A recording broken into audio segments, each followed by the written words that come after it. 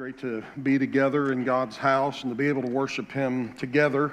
And I want to say welcome to those of you that are joining us for the first time in our series, Count on Me. If you have been here for a little while, you know that our mission is to point people to Jesus. That's what we're about around here. And you often hear me talk about that because that is our mission as a church. And I hope that's also your mission personally, to be able to influence others for Christ. And our goal in this current series has been to be able to look to God and say, not only can you count on me to point others to Christ, but you can count on me to be all in every aspect of my Christian life, in every aspect of what it means to be a fully devoted follower of Jesus Christ. Our goal as Christians is not to just talk to people about Christianity. Our goal is to show them Jesus. That's our mission. We want to show them Christ. We want them to see Jesus in us. And I think that's what every dedicated Christ follower wants. I think that's what we desire. So the question comes up, how do we show them Jesus?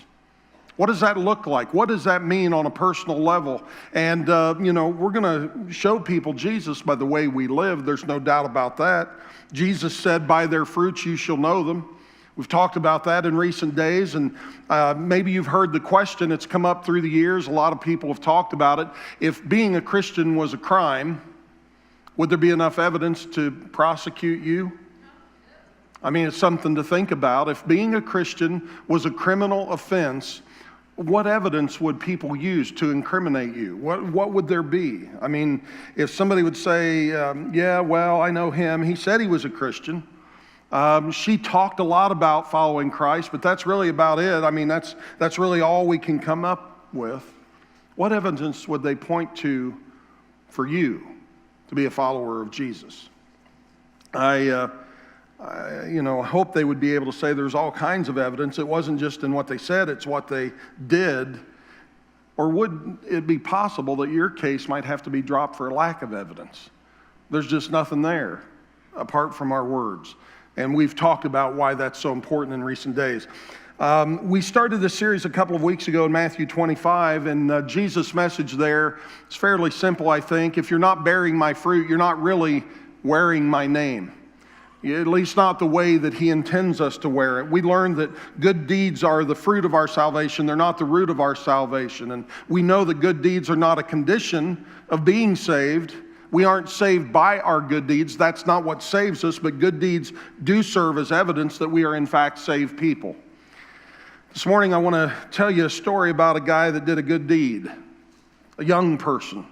And then we're going to make some personal application. We're going to talk about an exercise, a challenge that every person can be a part of, whether you're new or newer to the church. Even if you don't attend church here on a regular basis, you may be visiting with us for the very first time this day. You can be a part of this 7-day challenge that I'm going to tell you about a little later in the service. Dads and moms and children and grandchildren and people from all walks of life had gathered.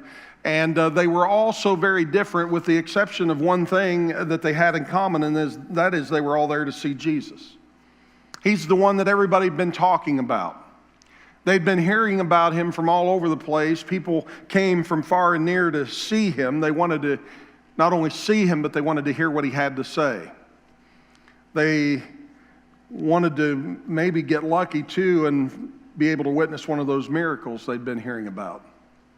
Maybe they would get to witness somebody receive a miracle, or if they were really lucky, maybe they would be the recipients of a miracle that came directly from the hands of Jesus. And so there they are, all gathered together on a hillside. Their story is over in Matthew chapter 14. And there's a couple of things we know about the crowd that gathered that day. The first thing is the crowd was very large. Big group of people. The Bible tells us there were 5,000 men, and we all know that if you get 5,000 men together, you're going to have at least 5 or 10, maybe 15,000 women and children. So even though it was the feeding of the 5,000, it was probably the feeding of the 15 or the 20,000 that you've heard about. But this was a large group, and the second thing we know about them is they were very hungry.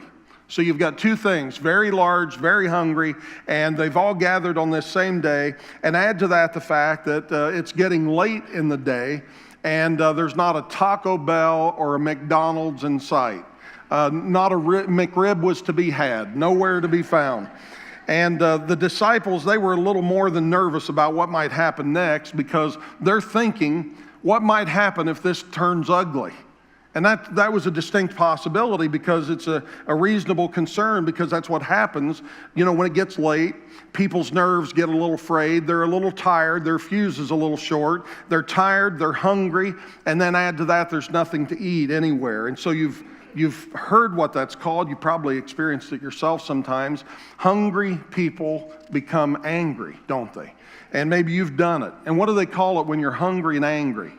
Hangry. I don't know who coined that phrase, but it's interesting that it's fairly new, and we all pretty much know what it means to be hangry. And it's even in the dictionary. You can look it up online, bad-tempered or irritable as a result of hunger. That's what it means to be hangry.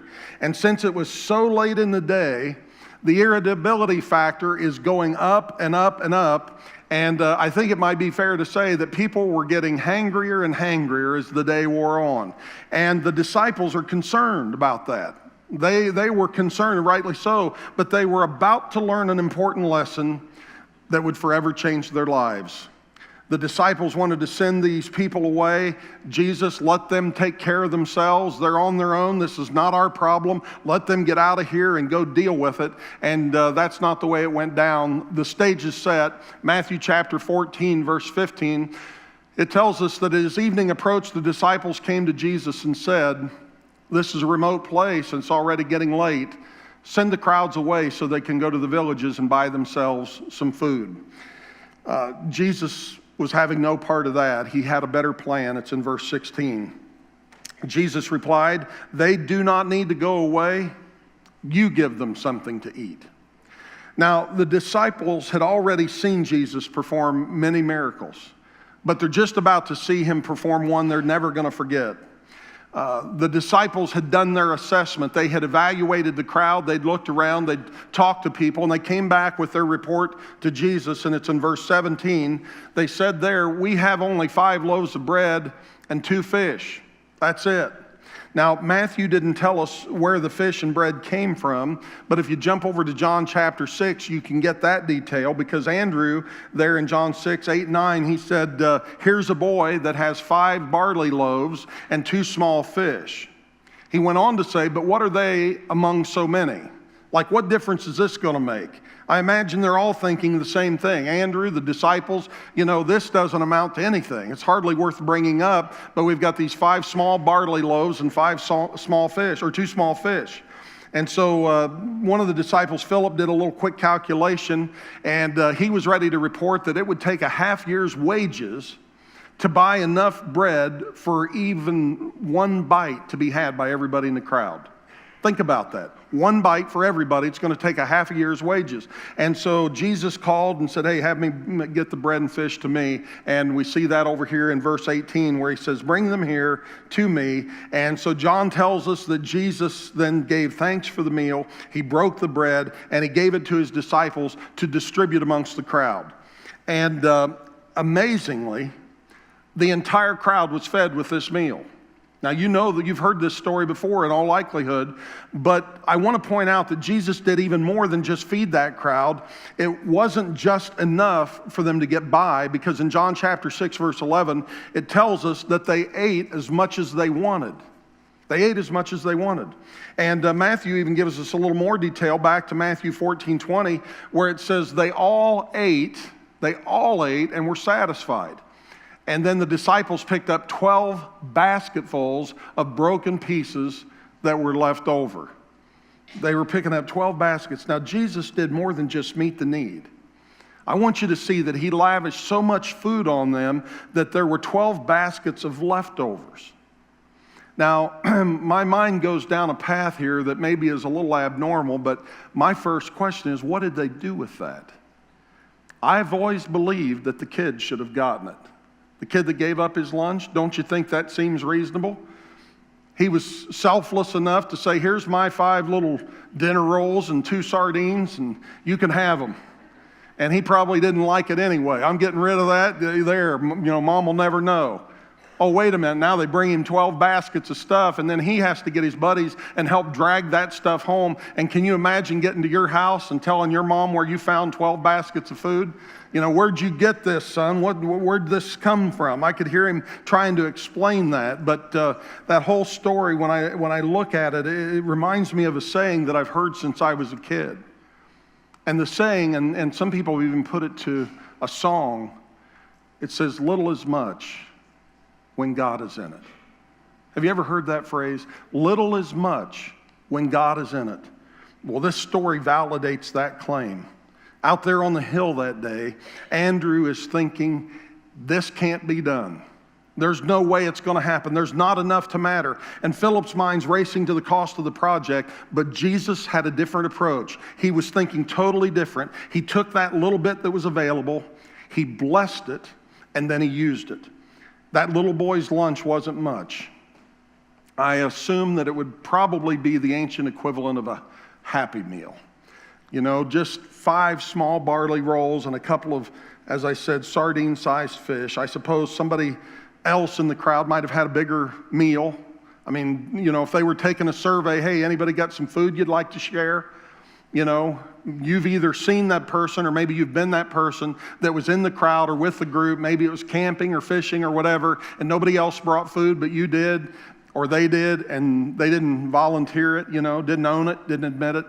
I assume somewhere there that day somebody had a bigger meal than this boy. They probably had a little more to offer than he did. But it was this little boy who took inventory of what he had and he offered it to Jesus. It's amazing what happens when we place what we have in the hands of God. It's amazing what happens when we take the little that we have and we give it to God. Jesus took those loaves and those fish and he gave thanks to God. He passed it out to the people and, they ate and they were all full. Now, we don't know how he did it. I've heard all kinds of different explanations about what that looked like. We don't really need to know why he did it, or how he did it. The fact is that he did. This is an accurately documented historical event that took place. These are eyewitness accounts. I might point out to you that the gospel writers considered this a significant miracle enough that all 4 of them told this story. This is the only miracle apart from the resurrection that is recorded in all 4 gospels, the feeding of the 5,000. And to feed this many people, whether it was 5,000 or 15 or 20, feed them with 5 loaves and 2 fish, that is nothing short of miraculous. And the story reminds us that God loves to take ordinary things and turn them into extraordinary. And that's something that we can be thankful for. He loves to use the little things to accomplish great things. John chapter 6, verses 12 and 13. When they'd all had enough to eat, he said to his disciples, gather the pieces that are left over, let nothing be wasted. And then in verse 13, they gathered them and filled 12 baskets and with the pieces of the 5 barley loaves left over by those who had eaten. We really shouldn't be surprised by miracles like this because God has established a principle that plays out again and again and again in so many different ways, and it plays out to this day. Perhaps you've seen it or experienced it in your own life, and that is the principle of sowing and reaping. There's a principle called sowing and reaping. It's a spiritual principle, and that is whatever we sow, whatever it is that we give away, that is what we're going to reap or what we're going to get back in one form or another. And all of God's creation works on this principle of sowing and reaping. Last week, if you were here, we talked about the 90-day challenge, and it was based on Malachi chapter 3, verse 10. And this is the principle of sowing and reaping. And I celebrate with dozens of people that signed up to tithe for the very first time. Many that signed up to keep on keeping on. You've been tithing and you're going to keep it up. And others said, hey, I've been tithing, but I'm going to up the game a little bit. Or maybe you said, I've been giving, but I haven't really been tithing, and I'm going to increase my giving. So I celebrate that with you. And it points to the principle of sowing and reaping. Because in Malachi 3:10, it says, bring the whole tithe into the storehouse, The storehouse is the church. That's what we're talking about there. And when it says bringing the tithe in, this is the principle of sowing. We are sowing a seed. Why do we do it? That there may be food in my house. That's how we take care of the needs, through the principle of the tithe. And this next page, or this next line says, test me in this. The only place in the Bible that we're told to test God. Test me in this and see, says the Lord Almighty, see if I'll not throw open the floodgates of heaven and pour out so much blessing that you will not have room enough for it. That's the principle of reaping. Sowing, bringing in the tithe, and reaping, gathering the blessings that God brings our way. Now, God's asking us to sow a seed of obedience. Give 10% of our increase and just watch and see what God can do. And God promises to reward those who sow in obedience. He tells us they will reap a harvest. This is not a get-rich-quick scheme. This is not about, a prosperity gospel. This is a biblical principle that we can take and learn from and apply in our own personal lives. The principle of sowing and reaping, that's how it applies to the tithe. This week, I think it was on Monday evening, I received an email from someone that's a part of the church family, and I asked for their permission to share this anonymously, because it touched my heart so much, and I wanted you to hear what they had to say after they were here last Sunday in the service. When you did the 90-day challenge, it says in 2011, my wife and I got on board full force, and we've never looked back. He says, greatest choice ever. It's the first thing listed in our budget and the first payment I schedule through bill pay every paycheck. When we decided to buy a new house, we knew we would need a budget adjustment, and we were willing to do that in order to make the move. However, out of the blue, 2 days before we signed the closing paperwork, I got a call from my manager at work. He said they had done some reviews of job positions and decided my job actually aligned with a higher pay scale, and I would be getting switched, meaning switched to the higher pay scale, which is pretty awesome in his words here. What was even more awesome was that the raise is going to be almost to the dollar what the change in our mortgage will be, and it would take effect the same month that our first payment was due. Some people might just say that's good timing, but no way I'm on board with that. He said then, God is faithful. I agree. God is faithful and amazing, and He will bless us all beyond measure if we put our faith in Him. He went on to say there's no greater thing than to know who's in control and really allow the blessings to flow in, but also flow through you. I've heard stories like that again and again down through the years, and it always blesses my heart.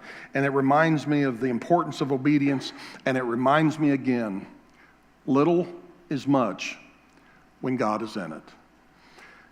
That principle of sowing and reaping, little is much. People say, I don't get it. I gave God 10%, and that 90% I'm living on, it's going further than the 100% I was living on before. And it's like I want to say, oh, really? You mean God can do that? Are you kidding me? That's what He's promised in His Word. And, I don't know if you've ever stopped to think about this, but I think it's an amazing thing to pause and consider how many people will be fed and taught and clothed and loved and encouraged and introduced to Jesus and receive God's gift of eternal life because Christian people give. I mean, it's awesome to think about being a part of that as a giver yourself, to be able to impact people's lives on such a tangible level. So this morning, what I'm going to do is I'm going to invite you to join me on a 7-day challenge. It's called the Matthew 25 Challenge. And I tell you, it's difficult for you and me to imagine the challenges of brothers and sisters around the world, what they face on a daily basis. Their needs are not just the fact that they're hungry and tired because it's been a long day or even a long week like we face. The challenges they're facing are a lifestyle for them. It's all that they know. They face these challenges each and every day of their life. And it's sometimes difficult for us to relate. We had numerous people that went up yesterday and ran in the Monumental Marathon in Indianapolis as a part of Team World Vision to help raise money for clean water in Africa. And we had several in our first service, but if you were on that team and you ran in the marathon yesterday, the half marathon or a full marathon, all over the sanctuary, and I know there's not a ton of you here, but several of you, would you stand up right now? I'd like to recognize those that ran in the Monumental Marathon. There's several right there, Joyce. God bless you. Wonderful. Thank you all very much, and congratulations, because there were about the same number in the first service, and this small group, counting the money that was raised down at the Oktoberfest water booth, together they raised over $14,000 for clean water. That's an awesome thing to celebrate. We rejoice with what they've done, and I'll tell you what it proves to me again. With a small band of people, little is much when God is in it. This group went out and made a difference, and we celebrate what God's done through them. And I can tell you, last year, my wife ran in that marathon, and I got closer to this situation than I'd ever been before, and learned and understood more than I'd understood before. And I'm going to tell you something. When you think about mothers walking miles, children walking miles to be able to get dirty water to drink, because that's all that's available. They go miles and miles every day to just get that dirty water. There has not been one time that I have gone to the bathroom sink at my house and stood and waited for hot water while I had the water running at the sink, not knowing that every quart, every pint, every ounce of that water that runs down the drain could help save lives. But we just have it so easy. We just walk over and turn on the faucet, and we've got crystal clear water that we can drink, while others go miles and miles to get water that you or I would never touch. It makes me realize that we don't get it. As Christians living in America, it's difficult for us to even imagine what it's like to live in places where issues like this, clean water, not having it, it's commonplace. It's hard for us to comprehend what it would look like to be in the midst of a regional famine where most of us have never really even had to go hungry, really hungry, a day in our lives. And it's almost impossible for us to relate to people who are being forced to flee their home because of violence, knowing that it is unlikely that they're ever going to be able to return again. Most of us will never know what that's like. But in Matthew 25, Jesus calls us to do more than care about those challenges faced by others. He calls us to do more than just talk about these challenges faced by others. He calls us to view these hurting people as family. And he says that the way that we treat them is the way that we treat him. And he calls us to do something about it. Now, in a few minutes, I'm going to challenge you to get involved in an activity over these next 7 days that just might change your life. I'm inviting us to do this together, and I'm going to ask you to opt into a very important challenge that is centered around the words of Jesus in Matthew chapter 25. But first, before I get to that, I want you to take a minute to listen to the words of Matthew 25 and watch this video with me for the next couple of moments. Then the king would say to those on his right, "Come, you are blessed by my Father. Take your inheritance, the kingdom prepared for you since the creation of the world. For I was hungry, and you gave me something to eat. I was thirsty, and you gave me something to drink. I was a stranger, and you invited me in. I needed clothes, and you clothed me. I was sick, and you looked after me. I was in prison, and you came to visit me." Then the righteous will answer him, "Lord, when did we see you hungry and feed you, or thirsty and give you something to drink? When did we see you a stranger and invited you in, or needing clothes and clothed you? When did we see you sick or in prison and go to visit you?" The king will reply, "Truly I tell you, whatever you did for one of the least of these brothers and sisters of mine, you did for me." The Matthew 25 challenge was a transformational moment for my family and I. There's one particular day when the challenge was to sleep on the floor. And I walked by my daughter's room, and she was already there on her sleeping bag, reading her Bible.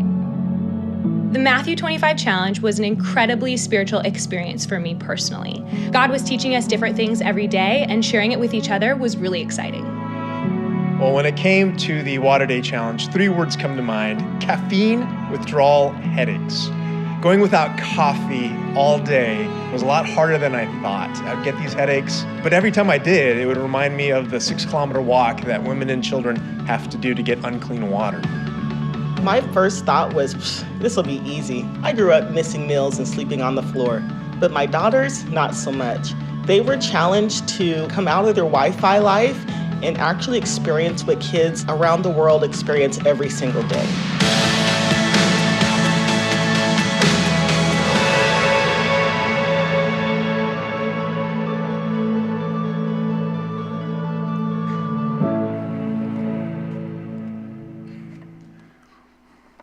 The Matthew 25 challenge is a 7-day challenge that's going to help grow our hearts for the things that Jesus cares about. We're going to ask God to break our hearts for the things that break His heart.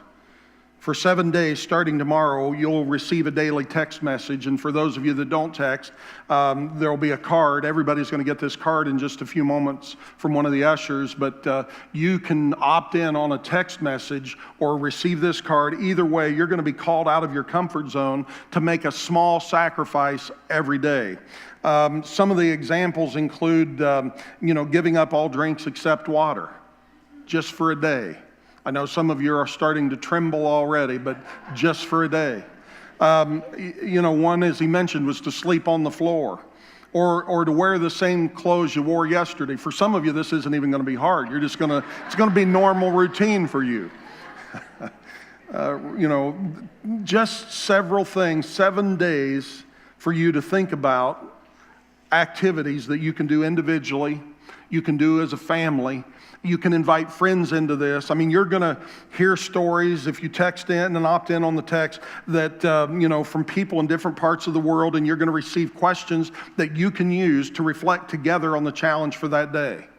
And I want to tell you, this is a golden opportunity for you to grow personally, but I also hope that you will use it broader than that, because I hope you'll reflect on these questions not only with your spouse or family, with your children, but that you'll do so with your friends, because you can invite friends in who may not even be here today. They can still participate. They can jump online and watch the message, which would be great at gotothepoint.com, but that's not necessary. All they need to do is opt in with the text information that I'm going to give you in a moment. You can share the challenge with them yourself. Then they can, do the challenge right along with you, and there will be all kinds of opportunities to share this week on social media. If you haven't already done so, you can like the Point online and on Facebook, and you'll receive messages from the church. I'll be sharing those, and many of the staff will as well.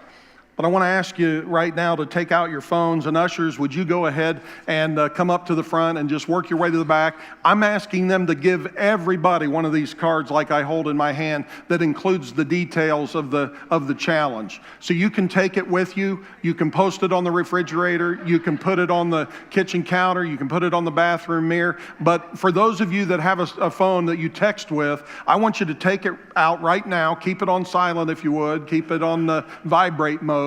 But make sure it's on, and I'm going to ask you to text and opt in on this challenge. And my hope is that we'll have 100% participation on this challenge, because what you'll do, as you can see on the screen, is you're going to text M25, which is for Matthew 25, and you text it to 44888. That's like your contact that you're sending this message to, and you just text like you're texting a friend. Text to 44888, the number M25. And, if you struggle with that, don't know how to do it, lean over and ask your kids. They'll show you how, or your grandkids. And I'm hoping, as I said, for 100% participation, because, hey, all of us get text messages that don't mean anything during the week. We get offers and this and that and whatever. This is your chance to get some text messages this week that are going to matter and that have some significance. And I'll just tell you right now, between the card and the text, there may be days where you're going to feel like you're going to blow it off because you don't have time, or you don't want to think about it, or you're busy or whatever. I hope you won't skip out. I hope you won't do that. But even if you miss a day for some reason, I want you to stay engaged.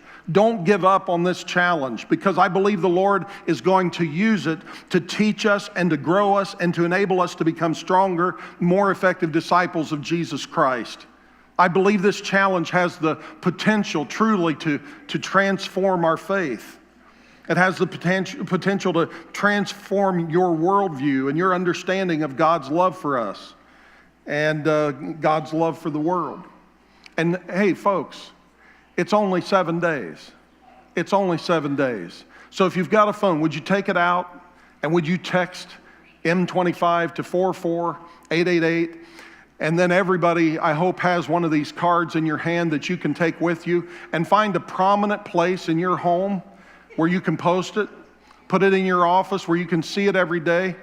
And here's what I would love. I would love it if we would be able to share on social media. Maybe you'll text some friends and talk to them about your experience. Maybe you can post online what your experience has been like. You can share the resources that are coming from the church or one of our staff.